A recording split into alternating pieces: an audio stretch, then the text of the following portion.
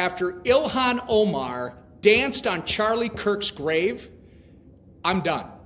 I can deal with people when they're honest and forthright about who they are. Tim Walz, I can't really deal with Tim. Tim is a pathological liar.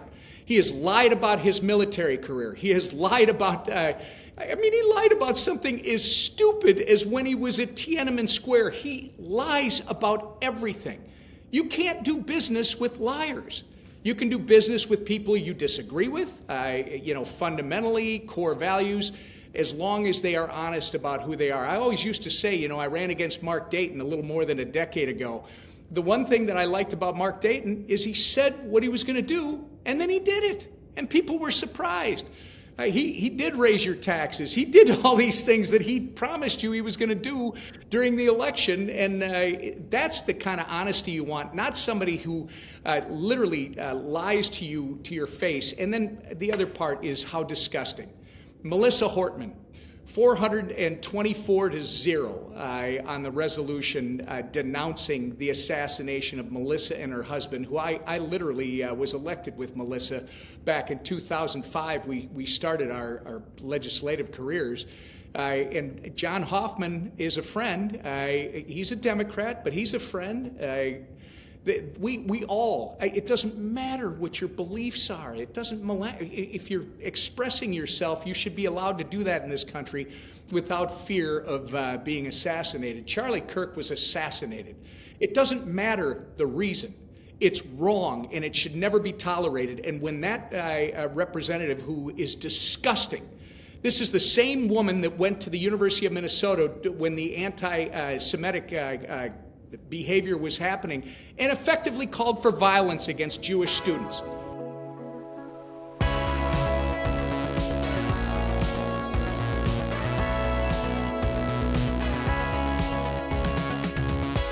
Welcome to a brand new episode of the Michele Tafoya podcast. This is a fiery one. When I asked House Majority Whip Tom Emmer to come on the show, I had no idea he was going to spill what he spilled on Ilhan Omar. This is some amazing stuff. You're going to want to listen. I mean, you're talking about two Minnesota Congress people, representatives in the House of Representatives. I think they're done. I don't think they speak anymore. You gotta listen. Plus, we talk about other stuff about voting and immigration and all kinds of stuff that's going on. But yeah, you're going to want to listen. And you're going to want to hit the subscribe button so you never miss an episode. Please just click subscribe wherever you're listening or watching. We'd love to have you with us every single time. It doesn't cost you a penny. So we'd appreciate it. Tom Emmer, House Majority Whip, the congressman from Minnesota, is next. Congressman Emmer. Do I call you Whip Emmer, Congressman, Representative? Well, I feel like because of the Minnesota connection, it should just be Tom. I know, but I know my honorifics, and I can't just... A lot of people here call me Whip, and they associate some very colorful things with that word. Well, there's that. There is that. Well, speaking of Minnesota, we'll get to the shutdown and the all that stuff in a second. But you are from Minnesota, the state where I reside, the state that has been brutally governed by Tim Walz. And now the DOJ, the Department of Justice, is suing Minnesota over sanctuary state policies. Immigration was a big part of the last election, and this whole idea of being a sanctuary state, is there a clear definition of what that means, or does each state sort of deal with it differently? Well, I've told you about my friends, the good folks at besthotgrill.com. They also make the best gas logs for your fireplace. So if you're still burning wood or your old gas log is overdue for a makeover, Rasmussen Gas Logs has a new look for you. They have a number of finishes, including detailed bark, fresh and split, weathered driftwood, and white birch. For rooms with modern or contemporary design, don't use a rustic log set. Check out Rasmussen's popular fireballs to keep your fireplace's appearance in alignment with the room's decor. A fireplace is the focal point of every room, so you want a Rasmussen gas log set or fireball to look great when the fireplace is off, and even better when the flame is on. Get a free personalized log set sizing recommendation and more information about USA-made Rasmussen gas logs and Solaire infrared grills at besthotgrill.com. That's besthotgrill.com. American-made Rasmussen gas logs and Solaire infrared grills at besthotgrill.com. besthotgrill.com. This whole idea of being a sanctuary state, is there a clear definition of what that means, or does each state sort of deal with it differently? Well, first off, I appreciate you having me. And yes, the state where we raise our kids has been completely upended by the failed leadership of the guy in St. Paul, Tim Walz, who has announced incredibly, Michele, he's going to run again. Oh, I hear crickets. That doesn't mean it's not active. Usually when you hear crickets, it's like because no one's talking. But in your case, it's the phone. Well, it's really so they're finally doing it, right? Pam Bondi, our Attorney General, I talked to her back in January about several issues that our state is really on the wrong side of because of Tim Walz. And the guy who enforces the laws, or is supposed to, Keith Ellison. So you ask me, what is a sanctuary state? It's a state that ignores federal laws when it comes to immigration. It's a state that literally wants to do its own thing for illegals as opposed to for the tax-paying citizens of the state of Minnesota. I mean, this guy went in front of the University of Minnesota Law School graduation last spring and referred to ICE agents as Nazis, Michele. Yeah, he said Gestapo, whatever. It was everything awful. is wrong. I can't believe he's running again. I can't believe 47% of the people approve of him, or those surveyed approve of him. It's at least he's at a zero. He has at a neutral, 47. But it's astonishing to me. If you live here, you know. Michele, before you leave that, that poll that you're referring to, I call it classic Minnesota passive aggressive. Because listen, if you look at the poll, you know what they did. They said, well, what do you think about the job approval of the job that Tim Walz is doing? And oh gosh, golly gee whiz, he's doing a fine job, And then they said, well, what do you think about Tim running for a third term? No. Yeah. So just as many as said he was doing a good job said, please do not run again. That's Minnesota passive aggressive. We got to be nice, but you can get the true flavor from the more than 50% that don't want to see him running again. Well, let's hope that that true flavor turns out at the polls when they're voting. Health and Human Services and the Department of Education mandating Minnesota change its policies regarding boys and girls sports. This state had a light shown on it during the softball, girls softball state championship, and you had a boy. Usually people are careful and they say a biological male. A male is a male is a male. A male was pitching and led this team to the state championship. And my thing has always been girls don't compete. If there's a boy on that team, step down, don't compete. I know that's tough to ask, but now, again, Tim Walz condones this. His administration says inclusivity, even at the expense of girls. So how is this going to go? Do you think that they can force Minnesota into changing its policies? Yeah, I do. And the people in Minnesota will speak too. Title IX, as you know, Michele, was created to protect and empower female athletes. That's why it was created. Yet now in Minnesota, female athletes are not being protected by the government. This is what Tim Walz is doing. I raised a bunch of kids, and my daughter was the best athlete of all of them. I don't care if the boys are watching. I would have pulled her instantly. Why should I be pulling my daughter because somebody else whose biological boy, wants to chase his ridiculous athletic dreams against girls? That's absolutely inappropriate. And you know what? It doesn't matter if you're a Republican or a Democrat. This is 70-80% of Minnesotans agree with me that girls should be competing against biological girls, not biological boys and men. And this is just insanity. It is. The highest level. Yeah, I think they do win that lawsuit ultimately. I could not believe when our Minnesota State High School League literally doubled down on this ridiculous policy.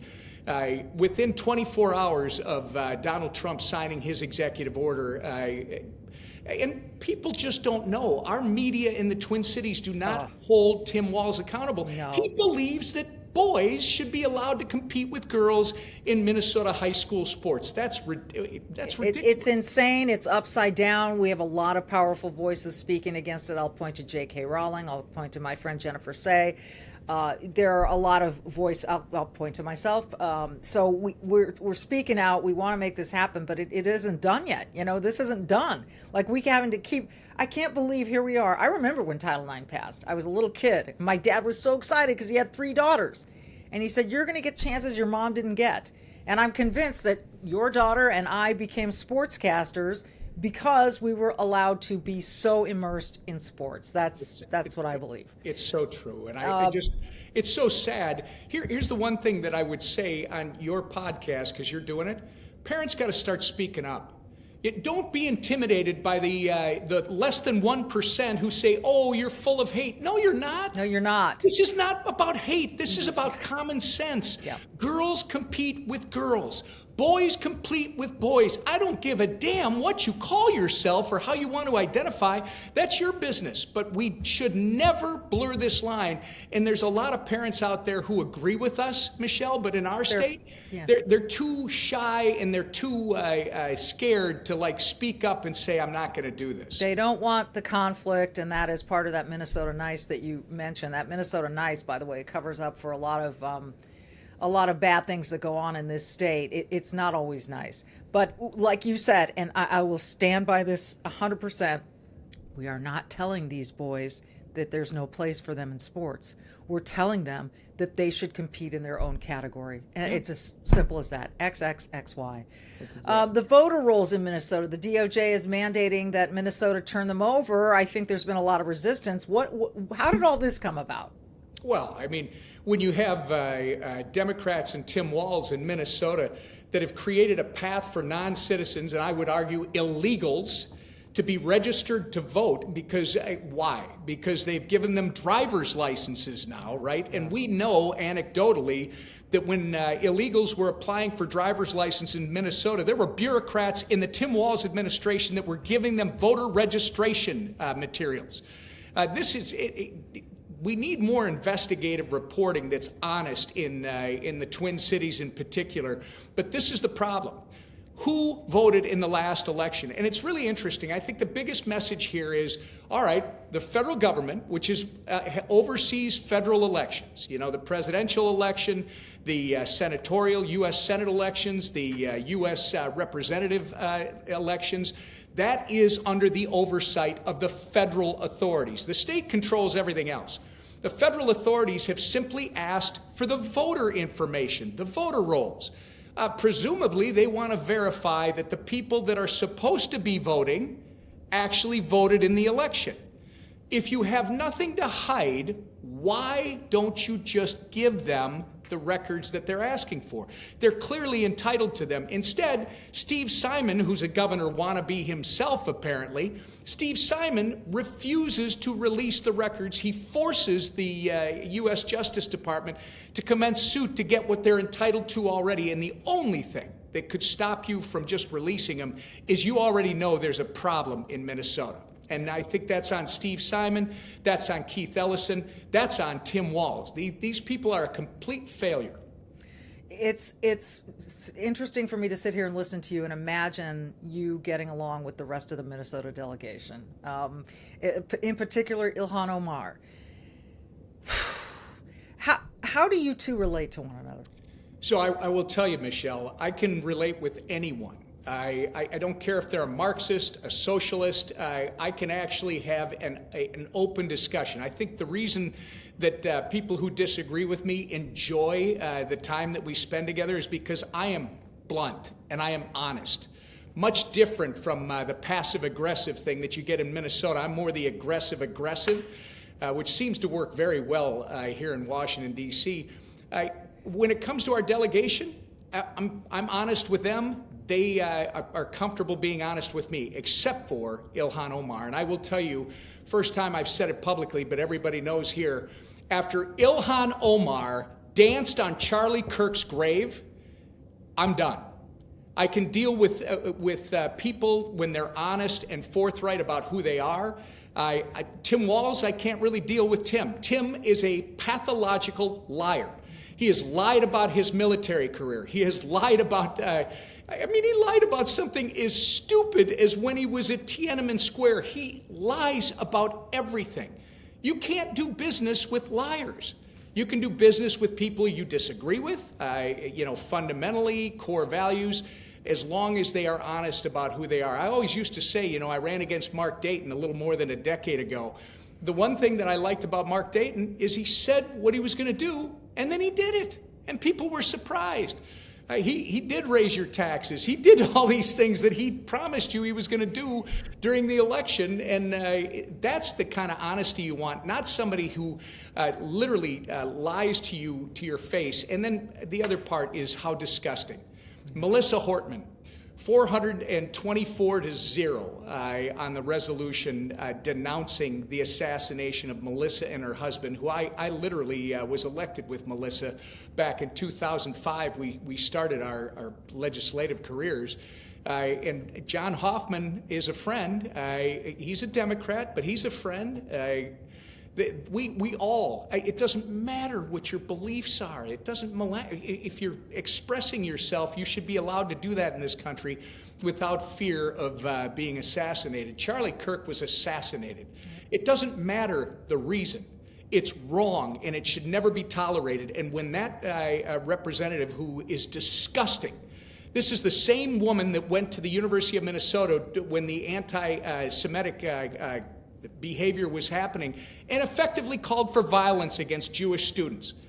Michele, where are the Twin Cities news media that hold these people accountable for their awful behavior? So, no, when you ask me how I deal with the delegation, really well with 9 out of 10 of our delegation. So there's a major exception, and she continues to get elected because she's in a Somali community.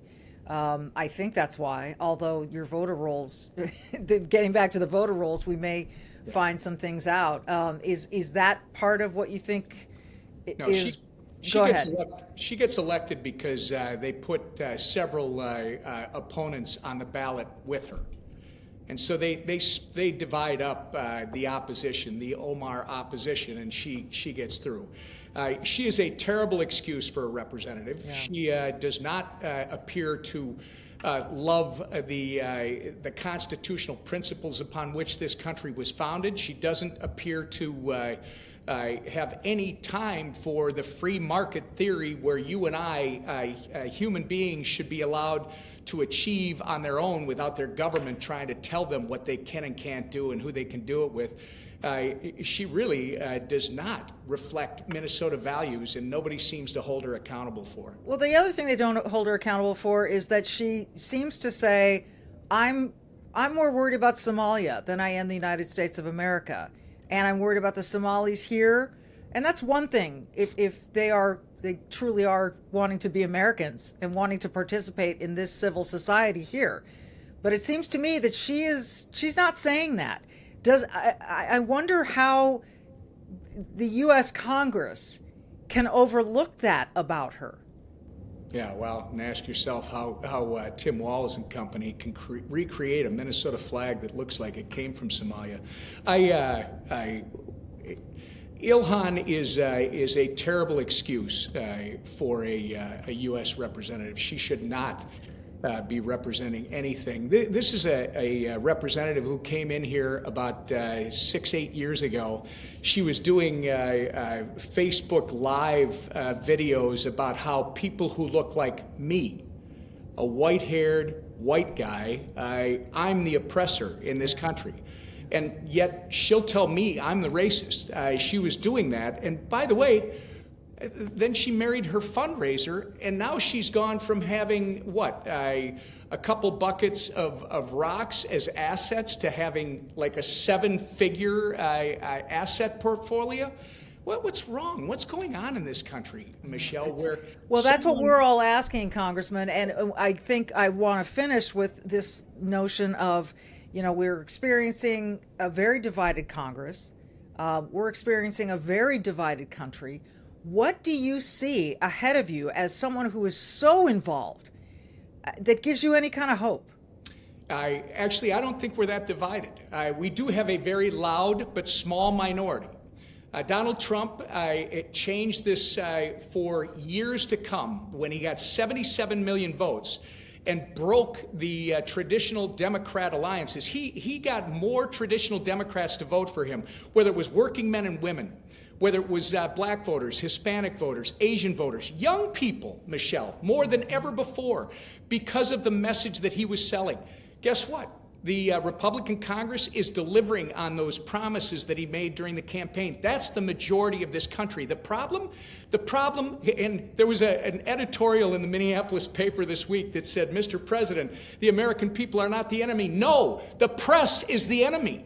The press is the one that keeps putting this stuff first and telling us all that what we feel and what we see is not actually what is real. Well, it is real. This is why 77 million voted for Donald Trump. This is why the House Republicans got more votes in the history of this institution than we'd ever had before. So don't lose hope. We've got some really awful leaders like Tim Walz, like J.B. Pritzker, like this goofball in California. By the way, Tim Walz literally is Gavin Newsom wearing a flannel shirt. This is how bad it is, right? It's bad. It's bad. But don't lose hope, because I think people are a lot smarter than these left-wing editors, these people that are trying to doctor a message all the time and hate Trump. People are over that, Michelle. People love this country. People are starting to stand up and actually speak up for this country. Will that translate in the midterms? Oh, yeah. Yeah, it's much different mechanically than it was in 2018. In 2018, we were defending, that's Trump's first midterm, we were defending roughly 21 of our members who were in seats that Hillary Clinton had won in the 2016 presidential election. Guess what, Michelle? Today we're defending 3. A seat in New York, a seat in Pennsylvania, a seat in Nebraska. By comparison, because of how Donald Trump has reshaped the electorate in this country, they are defending 13 of their members in seats that Donald Trump won, and there's another over 20 that won by less than 5 points. This whole thing has moved dramatically. These people are not listening to Main Street. Donald Trump was speaking Main Street's language. Republicans in the House and the Senate are actually listening to Main Street and enacting the promises that Donald Trump made. That's going to serve us well in the midterms, because they don't have a leader, and what do they have to run on? We want we want men participating in women's sports. We want to raise your taxes by trillions of dollars. This isn't a winning message. It wasn't last year. They didn't learn. They're doubling down on the same failed message.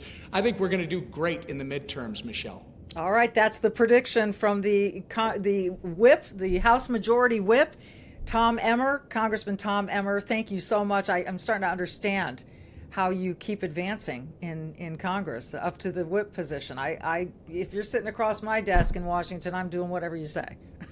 Well, you're very kind, but we all got to get in this. Thank you for what you're doing, Michelle. I really appreciate having your voice out there. I appreciate you being on the show. He is Tom Emmer, again, House Majority Whip, and as I say at the end of every podcast, be brave and do good. Like we said, stand up if you're a parent.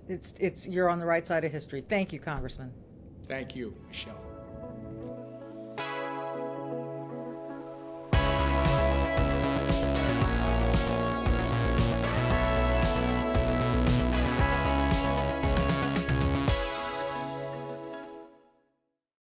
Hey, you can keep up with the Trump administration when you subscribe to the Trump Report. It's an email that brings you daily highlights from the Oval Office right to your inbox 5 days a week. Subscribe today at SalemPodcastNetwork.com/Trump.